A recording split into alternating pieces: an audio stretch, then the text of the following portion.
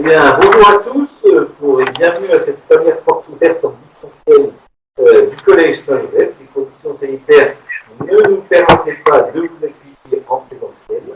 On a donc fait le choix d'une porte ouverte où on va principalement présenter les spécificités de notre classe de 6e, l'accueil des futurs 6e dans notre établissement. Alors, je suis entouré ce matin de plusieurs intervenants, donc Monsieur Rochet, enseignant de mathématiques et coordinateur du niveau 5e, Madame Martin, enseignante de PS et professeur principal en 6e, Madame Lucas, enseignante d'éducation musicale et de chant choral, coordinatrice du niveau 4e, Madame Martine, enseignante de lettres modernes et coordinatrice du niveau 6e, le professeur principal aussi en classe de 6e, et Madame Calaman, enseignante en histoire géo et coordinatrice du niveau 3e. Voilà, donc du coup, je vais leur laisser la parole. On vous souhaite encore une fois la bienvenue. Donc moi, je suis professeure de français au collège et on a choisi de parler plus précisément de ce qui va changer entre l'école primaire et le collège en présentant globalement le fonctionnement des classes de 6e. On a choisi donc de commencer par vous dire qu'au collège, ce qui va changer par rapport à l'école primaire, c'est que vous aurez beaucoup plus d'adultes autour de vous, puisque au collège, c'est pas un scoop, mais un enseignant enseigne une matière, et seulement une matière. Donc c'est pour ça qu'il y a beaucoup d'adultes sur l'établissement et on va essayer de vous les présenter au cours de cette matinée. Si on a un cours par matière, on doit aussi avoir un emploi du temps pour répartir les heures de cours avec ses enseignants. Donc en général, c'est ce qui inquiète un petit peu les 6e en début d'année, mais très rapidement, ils retiennent cet emploi du temps. Donc, vous voyez que les heures de français, par exemple, sont réparties au cours de la semaine, et on se verra très souvent, 5 heures par semaine, des heures d'anglais, des heures de mathématiques, des heures aussi de matières plus scientifiques, avec des acronymes un petit peu nouveaux comme SBT pour sciences de la vie de la Terre, la technologie, la physique, et puis des heures pas pour des matières spécifiques qu'on vous présentera tout à l'heure. Donc, ça nous permet aussi de vous montrer qu'au collège, pour ceux pour qui ça changerait, les cours ont bien lieu sur 5 journées, le lundi, le mardi, le jeudi et le vendredi en entier, et le mercredi matin. Les horaires, les cours commenceront donc le matin à 7h55 pour aller jusqu'aux 11h55. N'oublions pas une petite récré le matin d'une vingtaine de minutes. Ils reprendront donc l'après-midi à 13h30 et termineront à 16h15. Avec possibilité de rester au collège en études jusqu'à 17h30. L'étude, c'est une heure où on est surveillante pour faire ses devoirs, faire son travail, pas devant un prof matière. Tout à l'heure, M. Lelanier vous a dit qu'on était des professeurs principaux. Alors, juste une petite précision, le professeur principal, c'est le professeur qui va prendre en charge une classe spécifiquement. Par exemple, moi, je suis professeur principal de 6e B cette année. Et donc, le travail du professeur principal, ce sera justement de permettre aux élèves de s'approprier un petit peu toutes ces nouveautés de la 6e, de les accueillir, et puis de régler régulièrement toutes les difficultés qui peuvent se présenter à eux par l'intermédiaire de cette heure qu'on appelle une heure de dite classe. C'est une heure où on ne fait pas de français, pas de dictée, pas de grammaire. On travaille vraiment sur l'organisation de la classe, faciliter tous les temps au collège pour les élèves, expliquer comment ça doit se passer et puis répondre un petit peu à toutes les difficultés, tous les problèmes qui peuvent se présenter. C'est aussi pendant cette heure de dite classe qu'on vit des temps forts dans la classe, l'organisation, par exemple, des élections de ou la présentation d'autres moments importants pour cette année de 6e. Voilà, donc le professeur principal, ça peut être votre professeur de français, votre professeur de maths, votre professeur de PS, etc. Je vais maintenant laisser la parole à Monsieur Rochet, qui va vous présenter les différents lieux sur lesquels vous pourrez passer quand vous serez au collège? En classe de 6e, chaque classe a sa salle de cours pour plusieurs matières comme le français, les maths, l'histoire géo. Les élèves de nos pensionnaires pourront aussi bénéficier d'un casier pour ranger leurs affaires. Mais il y a quand même certaines matières plus spécifiques pour lesquelles les élèves changeront de lieu, comme par exemple la salle de technologie, qui est aussi une salle équipée en matériel informatique. Les élèves auront aussi cours dans des salles de sciences. C'est aussi une salle spécifique pour l'art plastique et puis l'éducation musicale. Mais le collège, ce n'est pas que des salles de classe, c'est aussi des cours de PS, donc qui ont lieu sur différentes installations sportives de la ville. Par exemple, cette année, avec les conditions sanitaires particulières, les élèves de 6e ont pu faire une initiation au ski de fond là, sur une demi-journée. Voilà, on s'adapte. Les élèves dans le collège pourront aussi travailler au CDI, le Centre de documentation et d'information, faire des recherches, des lectures, dans lesquelles ils pourront aussi travailler en petits groupes. Au collège, il y a aussi la chapelle et l'aumônerie avec Alban Ponce qui leur permettra de partager des moments de culture religieuse, souvent entre midi et 2 heures sur la pause méridienne. Voici des photos du SELF du collège qui propose de larges choix pour les élèves qui mangent à la cantine. Et puis bien sûr notre grande cour du collège qui est en 2 parties. Donc sur la photo de droite, on voit la première partie de la cour avec les préaux et puis toute la partie supérieure de la cour sur la photo qui est en haut à gauche avec le petit amphithéâtre, le city stade et puis il y a 2 tables de ping-pong aussi pour les temps récréatifs des élèves, avec aussi un foyer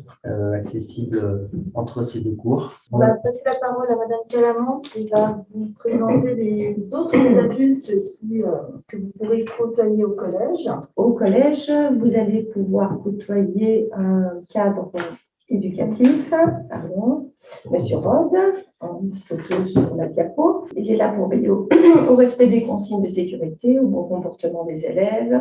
Et donc, il est là aussi pour garantir de bonnes conditions de scolarité à tous les élèves. Pour cela, il travaille en équipe avec la vie scolaire, où nous avons 3 surveillantes qui sont chargées d'assurer la surveillance des élèves, de leur permettre d'acquérir des compétences de citoyens et d'apprendre à vivre ensemble. Ensuite, au pôle administratif, les élèves pourront trouver le gestionnaire, Monsieur Dieu, pour le côté financier, Madame Olenka au secrétariat, et le chef d'établissement, Monsieur Lelanier, qui dirige le collège. En ce qui concerne l'année de 6e particulièrement, la classe de 6e, elle s'inscrit dans une continuité du cycle 3. C'est la dernière année après le CM1 et le CM2. L'année de 6e, donc, ce sera une année importante pour arriver à devenir collégien. Devenir collégien, ça signifie quoi? Ça signifie apprendre à s'organiser, à maîtriser les outils qui sont là pour bien réussir ces années collège, comme par exemple l'utilisation de l'agenda, mais aussi gérer son cartable. Aussi, la gestion du cartable va être importante pour avoir bien son matériel à chaque cours, que ce soit d'une semaine sur l'autre pour certaines matières ou que ce soit du jour au lendemain pour d'autres. Comme les élèves l'ont compris, le défi, c'est de devenir collégien. Et pour cela, vous allez pouvoir être aidé, bien évidemment. Et je passe la relève à Madame Mika. Bonjour à tous. Donc, au collège, dans le cadre de l'emploi du temps, vous trouverez, comme il vous l'a été précisé tout à l'heure, donc une heure de vie de classe. Donc, c'est un moment d'échange avec le professeur principal pour faire le point sur différentes problématiques, des difficultés rencontrées ou autres. Ensuite, vous verrez dans l'emploi du temps également des heures d'études où l'élève devra faire son travail. Bon, ça vous a été précisé déjà tout à l'heure aussi. Une heure d'aide aux devoirs. Donc, dans le cadre de l'aide aux devoirs, les élèves sont répartis en différents petits groupes en fonction de leurs besoins, de leurs difficultés. Donc, on a des heures de soutien de maths ou alors des heures de soutien à la lecture ou alors tout simplement un apport d'aide méthodologique. Vous trouverez aussi une plage qui s'intitule DS, ça veut dire devoir surveiller. Donc, les élèves sont cette fois-ci en autonomie, en évaluation. Alors, des outils de communication pour communiquer avec les élèves, la famille, des professeurs. Donc d'abord le carnet de correspondance dans lequel vous trouverez différentes des informations de dernière minute éventuellement.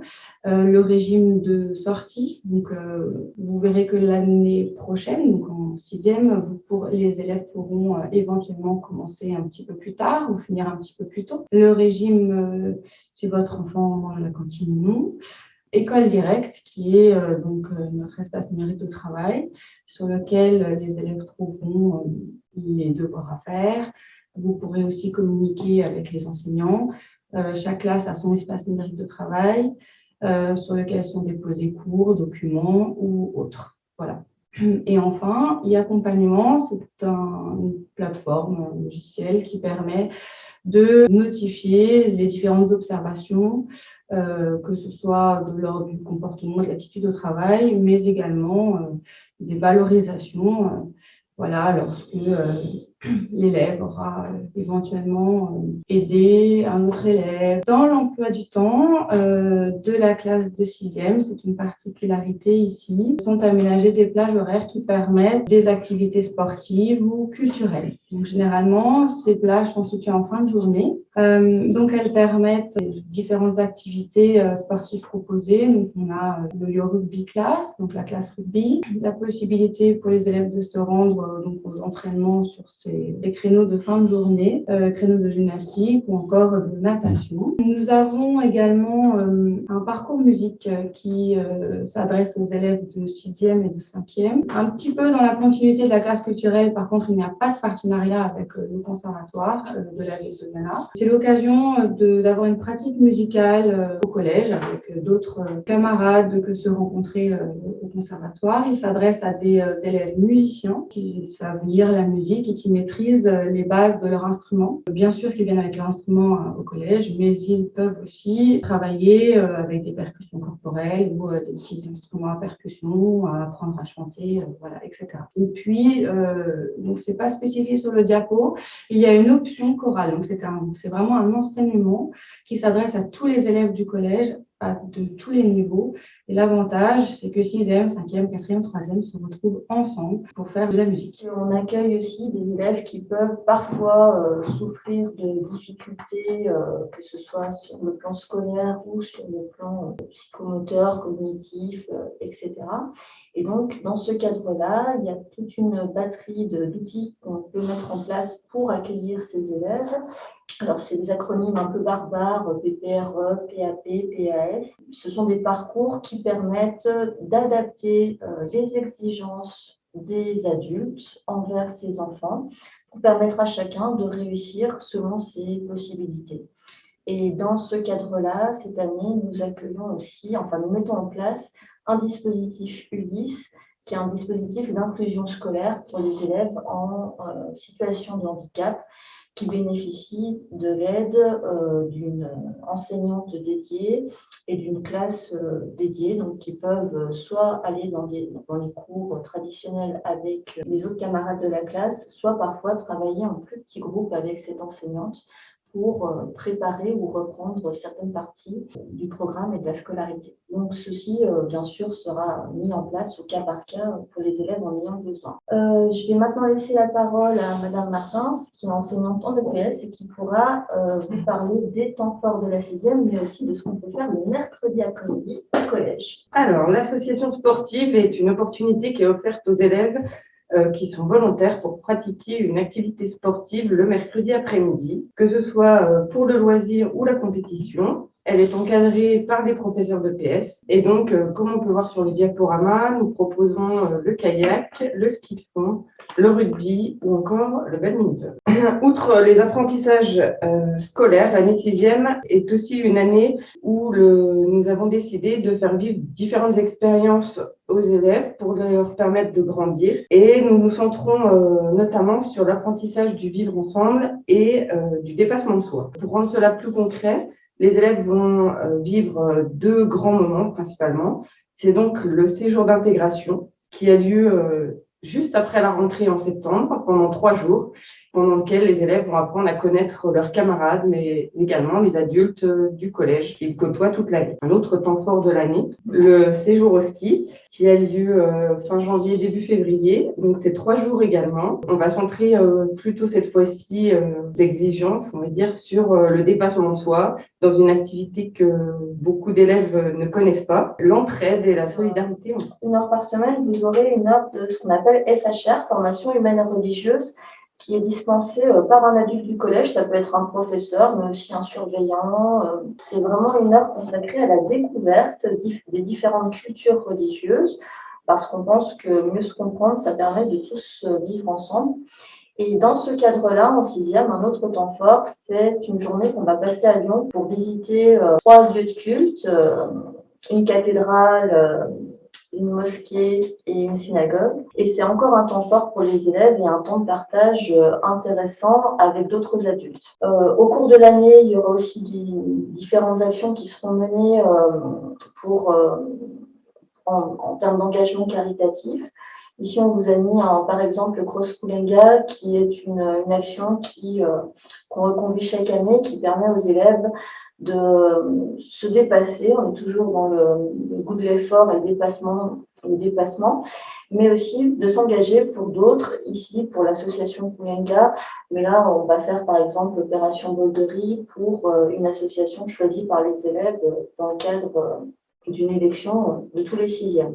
Donc, il y a comme ça, dans l'année, différents moments qui permettent aux élèves de s'ouvrir vers l'extérieur, de progresser aussi dans le vivre ensemble. Je vais laisser la parole à Monsieur Lelanier qui vous parlera aussi des temps forts religieux au cours de l'année. Oui, comme vous le savez, donc on est un établissement donc de l'enseignement catholique, et donc dans la liberté de choix de chacun, on propose quelques temps forts au cours des différentes années du collège, différents temps principalement pour cette année de 6e, donc centrés autour des différents temps liturgiques, c'est-à-dire Noël et Pâques, mais aussi là dernièrement nous avons fêté la Saint-Joseph avec la participation d'un intervenant extérieur. Alors bien entendu, on vous en parle en réunion de début d'année pour vous présenter un petit peu l'organisation de l'année en cours, mais voilà, on tient beaucoup à ce que nos élèves aient cette ouverture intellectuelle, mais aussi cette ouverture d'esprit également, qui nous paraît très important pour la formation de chacun et chacune de nos élèves. Voilà, donc du coup, on a aussi, en plus de Alban Ponce, qui est notre animatrice en pastorale, on a depuis cette année, donc du coup, ça continuera aussi l'année prochaine, l'accueil d'un jeune prêtre, futur prêtre, Daniel, qui est sur la paroisse de Yonah. Donc, du coup, nous avons centré principalement cette présentation en distanciel sur l'année de 6e. Bien entendu, il y a énormément d'autres choses qui se passent au collège.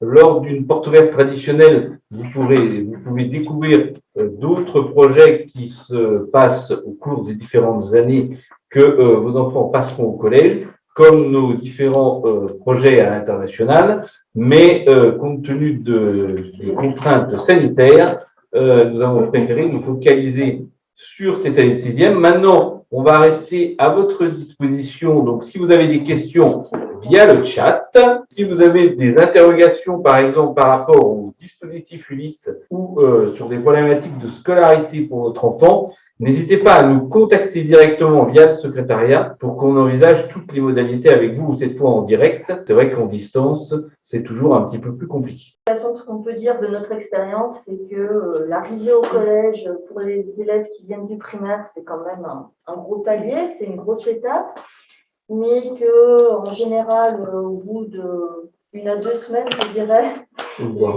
les repères sont vite acquis. Le premier jour, l'établissement peut sembler très grand et les élèves rencontrent beaucoup d'adultes, mais au bout d'un temps assez court, finalement, de notre expérience, les élèves s'adaptent très rapidement et sont très vite à l'aise au sein du collège. Ça peut sembler impressionnant vu de l'extérieur, mais vraiment, de notre expérience, ça se passe bien, rapidement.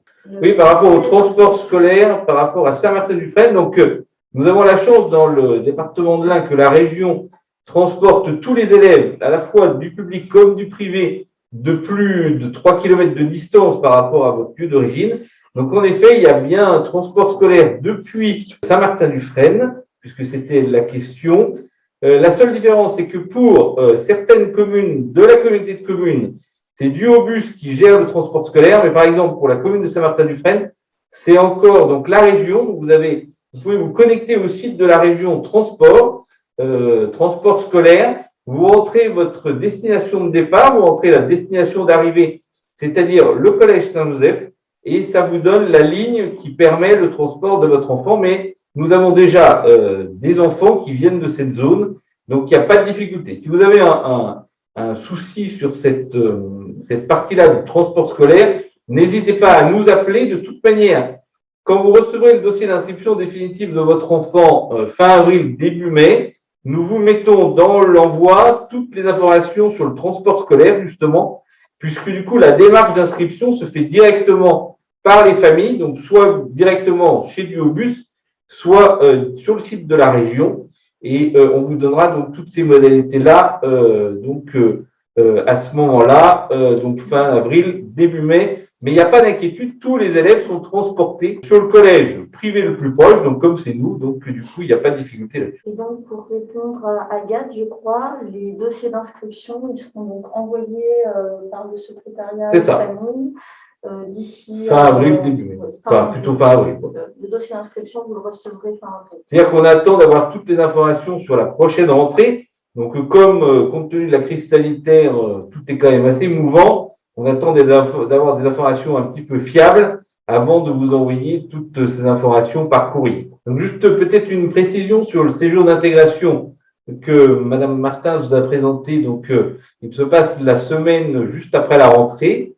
Donc, on vous envoie ces informations-là en fin d'année pour que, du coup, vous ayez certaines informations avant de partir en vacances. Et lors de la petite demi-journée d'intégration au collège, si les conditions sanitaires le permettent, que nous organisons donc fin juin, pardon, on explique à vos enfants comment va se passer la rentrée, le séjour d'intégration, voilà, pour que les enfants soient un petit peu opérationnels, qu'ils soient bien rassurés avant de partir en congé. Donc, généralement, vous avez aussi dans le dossier d'inscription la liste des fournitures qu'il faut commander, donc soit via l'association de notre association de parents d'élèves, soit via d'autres fournisseurs que vous pouvez choisir librement. Il n'y a aucune difficulté là-dessus. Donc, juste une précision par rapport à ce que Madame Martine vous a expliqué sur le dispositif Ulysse.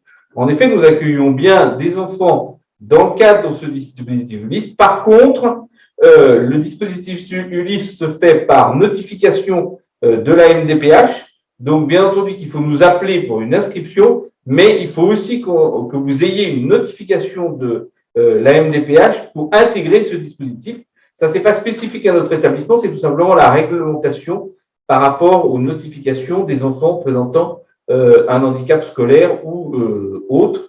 Et donc, il est important que vous ayez bien fait les deux démarches en parallèle pour intégrer ce dispositif. Donc, je vois qu'il y a une question par rapport au nombre de classes de 6e. Donc, on accueille, on peut accueillir dans 4 classes de 6e actuellement. C'est ça. Environ 120 élèves au total en 6e pour un établissement, on l'a pas dit, qui accueille en tout environ 480 élèves sur les 4 niveaux. Voilà, donc c'est vrai que nous avons quand même de fortes demandes d'entrée en 6e. Pour ceux qui sont à cette vidéo, vous êtes déjà inscrits, il n'y a pas de difficulté. Actuellement, il y a à peu près une vingtaine d'élèves en liste d'attente, mais bon, on ne peut pas non plus pousser les murs, donc à un moment, il faut qu'on s'arrête à un certain chiffre raisonnable. Que la vie de classe, Karine, moi, est-ce que Donc la vie de classe, c'est une heure dans l'emploi du temps où la classe est avec son professeur principal, non pas pour faire les cours de la matière enseignée par ce professeur, mais vraiment pour réussir à coordonner un petit peu tout ce qui se passe au sein de la classe, surmonter les éventuels problèmes qui sont présentés, expliquer, rappeler des règles ou rappeler des exigences et des nécessités, faire le point sur les acquis des élèves et mener aussi des projets qui permettent de construire une certaine cohésion de groupe tout au long de l'année. Une question maintenant sur le créneau d'aide aux devoirs. savoir un petit peu son organisation. Donc peut-être Madame Martin se nous préciser quelques éléments sur comment les enfants, comment s'organise ce créneau d'abord jusqu'aux vacances de la Toussaint et ensuite comment on le fait vivre tout au long de l'année. Tout à fait. Donc, jusqu'aux vacances de la Toussaint, tous les élèves de 6e participent à cette aide aux devoirs, donc qui, du coup, est en groupe classe, ce qui permet d'apporter des conseils méthodologiques à chacun. À partir des vacances de la Toussaint, les professeurs se réunissent et se concertent pour choisir les élèves les plus en difficulté ou avec des besoins particuliers pour participer à l'aide aux devoirs. On a une autre question sur les horaires. Donc, les élèves finiront-ils toujours à la même heure? Donc, les cours commencent toujours le matin à 7h55, mais il est possible qu'il y ait une heure d'étude au début de la journée et auquel cas les élèves sont autorisés à venir si les parents les ont autorisés à 8h50. Et de la même façon, à la fin de la journée, donc il est possible que des fois, il y ait une heure d'étude de 15h20 à 16h15, auquel cas ce sont les parents qui autorisent l'élève à sortir plus tôt du collège, sinon il reste en études avec la surveillante jusqu'à 16h15. Il y a une question sur les inscriptions donc pour la rentrée 2022. Donc les inscriptions commenceront début novembre 2021 pour la rentrée 2022. Donc, si vous souhaitez inscrire votre enfant pour la rentrée 2022, il faut vous y prendre donc à la rentrée des vacances de Toussaint. On vous donnera les informations à ce moment-là. Par rapport au transport scolaire, les bus de transport scolaire arrivent sur 2 points autour du collège, tout simplement parce que la rue qui passe devant le collège est en sens unique. Donc, vous avez des bus suivant les destinations qui arrivent à la gare, qui se trouvent à 5 minutes à pied, ou du côté de la Vapeur, qui est aussi de 5 minutes, mais de l'autre côté, suivant les destinations, si les bus arrivent du côté Jura ou de l'autre côté du côté du département de l'Ain. Juste pour que vous le voyez, aussi Monsieur Rod, le cadre éducatif du collège, c'est lui qui s'occupe justement de l'organisation du temps des élèves en dehors des heures de cours quand ils ne sont pas devant un enseignant. Voire plus d'ailleurs. Voire plus. Et de la vie scolaire pour tout ce qui est absence, retard et organisation. Donc, il y avait une question sur savoir s'il était possible de demander à un enfant d'être avec un autre enfant dans la classe pour le rassurer. Donc, en effet, quand vous recevrez le dossier d'inscription définitif, donc fin avril, début mai, vous pouvez mettre un petit mot quand vous rendez le dossier pour dire il faut d'ailleurs que les 2 familles soient bien d'accord que votre enfant soit avec tel et tel autre camarade de son école de l'année en cours. Et donc, on essaye, hors problématique d'option, de respecter ses choix. Attention, parce que je le répète quand même tous les ans, ce choix est possible en 6e, mais n'est plus possible en 5e, 4e et 3e, tout simplement parce qu'en 6e, en effet, il est important de rassurer les enfants. Par contre, en 5e, 4e, 3e, il y a quand même beaucoup plus d'impératifs pédagogiques qui font que parfois ce genre d'exercice n'est pas possible pour respecter le choix des enfants ou des familles. Je crois qu'il y avait une autre question justement dans le chat sur le nombre d'élèves par classe. Donc, comme vous l'a dit Madame Martine, nous avons 4 6e avec environ 120 élèves, donc nous sommes à peu près 30 élèves par classe. Et comme je vous le disais, nous avons eu à ce jour, et que nous n'avons pas fait la porte ouverte en présentiel, une vingtaine d'élèves en liste d'attente. Donc, à un moment, on peut difficilement prendre moins d'élèves par classe, mais ça fait quand même plusieurs années que nous fonctionnons comme ça, et le fonctionnement dans les classes se passe bien, à part quelques problématiques individuelles spécifiques à chaque enfant, bien entendu, mais globalement, nous n'avons pas de problème particulier. Concernant la classe rugby, quels sont les jours et les horaires d'entraînement? Donc, la classe rugby a lieu le lundi et le vendredi. Donc, les élèves sont libérés à 15h20 du collège pour aller s'entraîner au stade Marchand de 16h à 17h30. Voilà, et donc à partir de la rentrée prochaine, nous signons une convention avec le club de foot de Jura Sud pour permettre le même dispositif d'aménagement pédagogique pour les enfants qui sont dans ce club de foot, c'est-à-dire qu'ils sortiront, les jours ne sont pas encore définis puisque nous travaillons actuellement avec le club, mais ils sortiront 2 jours à 15h20. Ils seront pris en charge directement par le club de foot à la sortie de l'établissement, dans le même cadre que pour la section sportive rugby, pour permettre aux enfants de commencer plus tôt leur entraînement et donc, du coup, de rentrer plus tôt à la maison le soir, ce qui est l'objectif de tous ces aménagements pédagogiques. Alors, pour le sport, dans le contexte actuel, les enfants ont de nouveau accès au vestiaire. On a été dans une situation un peu fluctuante, voilà, où ils venaient en tenue le matin quand ils avaient EPS. À partir des prochaines vacances, là, on revient sur une situation normale où ils devront venir en tenue classique et se changeront dans les vestiaires EPS. Et on espère que l'année prochaine, tout sera redevenu à la normale et qu'on puisse avoir nos cours au stade.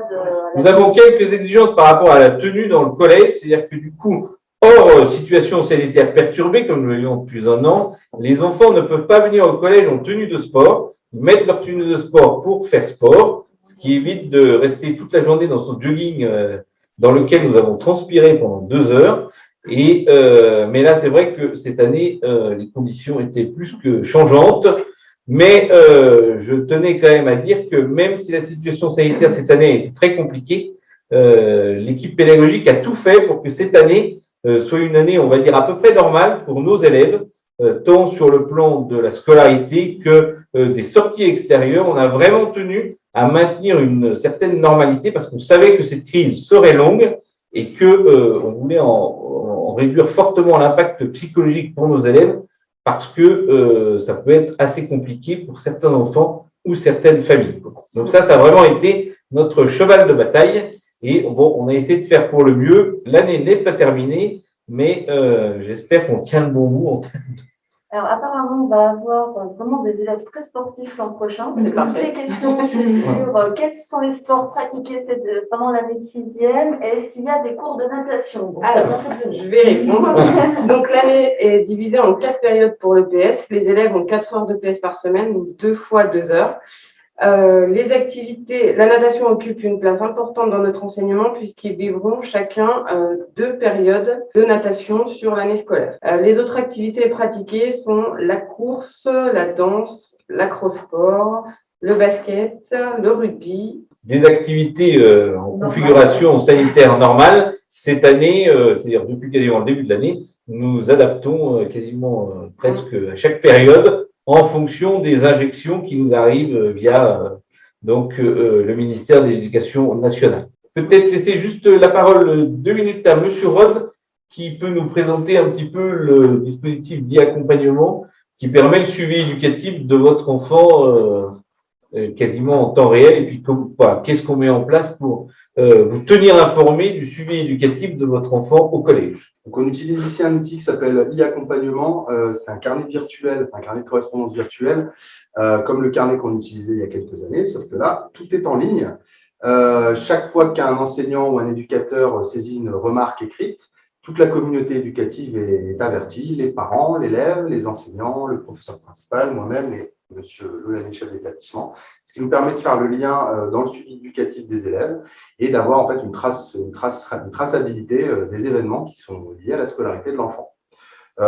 Chaque élève, chaque parent reçoit un identifiant en début d'année, ce qui permet de se connecter sur l'ordinateur, sur le téléphone portable ou sur les tablettes. Et on peut également y mettre des valorisations pour les élèves à l'issue des conseils de classe ou lorsque les élèves font des progrès dans le travail ou la discipline, ainsi que quand ils nous aident à de nombreuses reprises. Donc voilà, tout ça, c'est communiqué en début d'année par les professeurs principaux de 6e, en même temps que l'école directe pour notre ENT. Et donc, il y a une question pour savoir s'il y avait un accueil avant 7h55. Oui, puisque le collège ouvre à 7h30, donc à l'arrivée du premier transport scolaire. Donc, les enfants sont accueillis, bien entendu, à l'intérieur de l'établissement dès 7h30, mais ce sont bien les cours qui commencent à 7h55. Donc, pas d'inquiétude pour ceux qui viennent en transport scolaire des différentes destinations de la communauté de communes. Voilà, puis possibilité aussi de rester en études en dehors des heures de l'emploi du temps. Et à l'intérieur du collège, nous avons un parking, oui, en effet, pour les vélos ou les trottinettes, donc un parking abrité qui vous permet donc de pouvoir entreposer avec un cadenas, bien entendu, quand vous venez pas en voiture au sein de l'établissement. En ce qui concerne le soir, oui, le collège est ouvert jusqu'à 17h30. Par contre, de 16h15, enfin de 16h30 à 17h30, les enfants doivent être inscrits à l'étude pour que l'on puisse les gérer correctement jusqu'à 17h30. Voilà, les enfants ne peuvent pas rester dans la cour ou voilà, non surveillés sur cette période-là.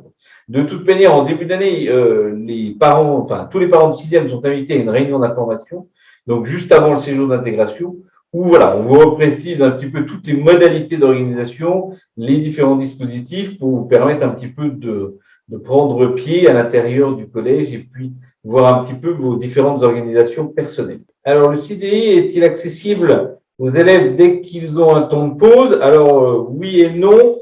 C'est-à-dire que du coup, en effet, le CDI est ouvert sur de grandes plages de la journée, y compris sur le temps de midi, ce qui permet, surtout quand la météo n'est pas très clémente, que les enfants puissent avoir un lieu abrité où ils peuvent lire, se détendre, etc. Le CDI est ouvert aussi sur des créneaux d'études, c'est-à-dire que l'enfant peut soit travailler en études, soit aller travailler au CDI. Après, bien entendu, que pour des raisons d'organisation, le CDI n'est pas ouvert 24 heures sur 24, mais ça permet de couvrir quand même de larges plages de présence de vos enfants au sein de notre établissement.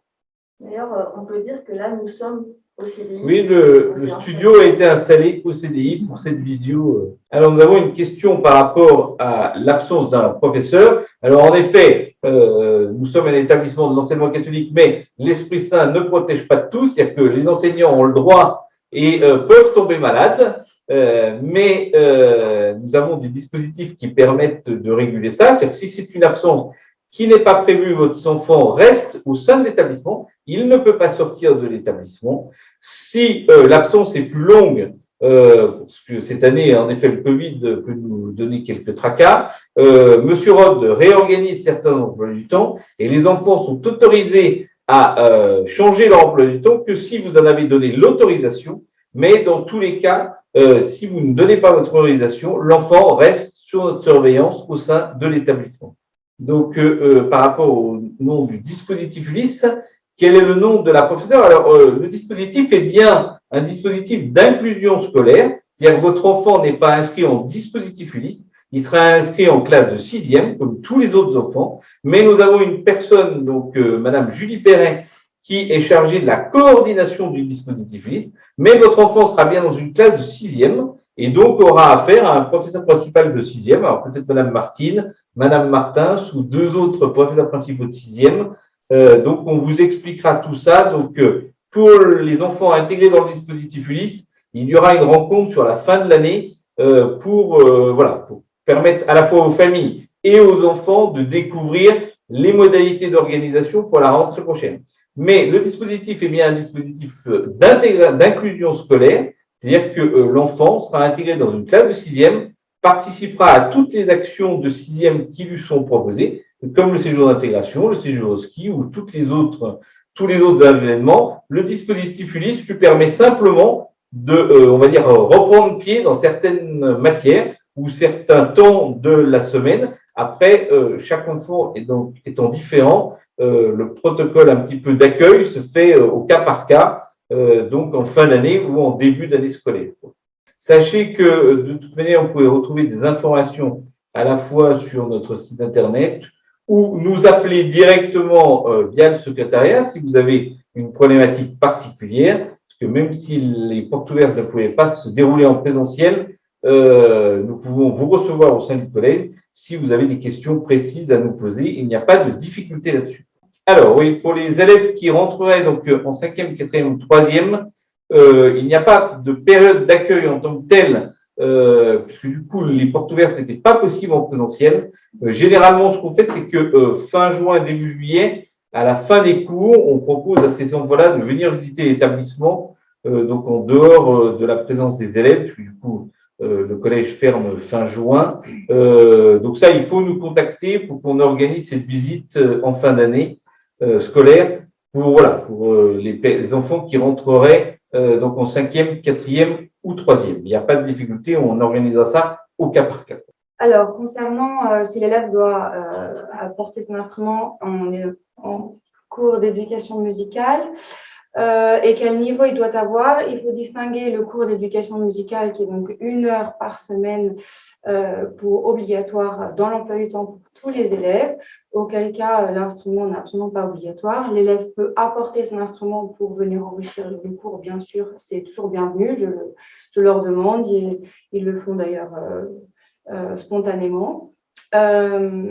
Ensuite, concernant le parcours musique, il faut savoir lire la musique, donc avoir peut-être déjà 2-3 ans de solfège et bien maîtriser les bases de son instrument. Donc, on vient également à 2-3 ans de pratique instrumentale. Voilà, il y avait une question sur le mercredi matin. Donc, le mercredi matin, les cours terminent généralement autour de midi, enfin 11h55 pour notre collège. Et il existe aussi du transport scolaire le mercredi midi pour que les enfants n'attendent pas tout l'après-midi dans Oyonnax. Donc, le transport scolaire est calé sur la fin de matinée sur cette journée du mercredi. Eh bien, il ne me reste plus qu'à vous remercier d'être venus ce matin. Donc, sur ces 2 visios qui nous permettaient de garder le contact avec vous, même si nous ne pouvions pas vous accueillir en présentiel donc, au sein de l'établissement. Nous espérons vous revoir, bien entendu, le jour de la rentrée des 6e, puisque avec notre association de parents d'élèves, nous essayons tous les ans de faire un café des parents le jour de la rentrée des 6e, ce qui permet aussi ce qui nous permet de vous rencontrer en dehors des réunions de présentation, bien entendu, de début d'année. Donc, en tout cas, merci pour votre présence. Merci aussi à tous nos intervenants de ce matin qui sont rendus disponibles pour vous présenter notre collège. Et ce qui nous permettra aussi de… Voilà, il y a peut-être une dernière question. Voilà, les langues professionnelles en LV1, donc en 6e, l'anglais est obligatoire pour tous les élèves. La seule langue qui est proposée dès la 6e en plus, c'est l'allemand. Donc, pour des enfants qui souhaiteraient faire 4 ans de langue en plus, donc l'allemand dès la 6e, sachant que le choix de la LV2, donc en collège, se fait à partir du niveau 5e. Voilà. Quel jour de rentrée pour les 6e? Ça sera le jeudi, ça doit être le jeudi 2 septembre à cette rentrée. Voilà, puisque nous nous calons sur le calendrier de l'éducation nationale. Et comme vous l'avez dit, Madame Martine, le premier jour de classe, au moins le matin, est réservé uniquement aux élèves de 6e pour qu'ils puissent prendre pied et donc découvrir notre établissement. Voilà. Bien, en tout cas, merci à tous pour votre participation. Bon week-end à chacune et chacun d'entre vous. Et donc, n'hésitez pas à nous interpeller et donc à nous appeler directement au collège s'il vous reste des questions d'ici la fin de l'année. Juste une précision, nous envoyons les dossiers d'inscription définitive donc fin avril, début mai, où vous avez toutes les informations à la fois sur la fin de l'année et sur l'organisation de la rentrée scolaire. Voilà, donc bon week-end à tous et merci pour votre présence. Ici, nous étions dans le centre de documentation du collège et vous à la maison, donc à distance. Bon week-end à tous. Au revoir.